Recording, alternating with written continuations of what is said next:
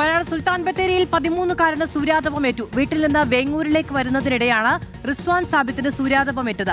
കഴുത്തിന് പിൻഭാഗത്തും പുറത്തുമാണ് പൊള്ളലേറ്റത്. ദീപക് മോഹൻ വിവരങ്ങളുമായി ചേരുകയാണ്. ദീപക്, ഇന്ന് തന്നെ ഈ സൂര്യാതപമേറ്റ വാർത്തകൾ എത്രയാണ് സംസ്ഥാനത്തു നിന്നുണ്ടായത് എന്നുള്ളതാണ്. ഈ കുഞ്ഞിനേറ്റ പരിക്ക് ഗുരുതരമാണോ? അതു ഈ 13 വയസ്സുകാരന് കഴുത്തിന്റെ പിൻഭാഗത്തും പുറത്തുമാണ് പൊള്ളലേറ്റത്. ഇന്ന് വയനാട്ടിൽ ചൂട് പതിവിലും വളരെ ചൂടിന്റെ ആഘാതം കൂടുതലാണ്. വേങ്ങൂർ ബ്ലാങ്കര സ്വദേശിയായ അസീസിന്റെ മകനായിട്ടുള്ള 13 വയസ്സുകാരനാണ്. ഉച്ചയോടുകൂടി 1 മണിയോടുകൂടി കുട്ടി വീട്ടിൽ നിന്ന് വേങ്ങൂരിലേക്ക് പോകുകയായിരുന്നു. ആ സമയത്താണ് സൂര്യതാപത്തിന്റെ ലക്ഷണങ്ങൾ പ്രകടമായത്.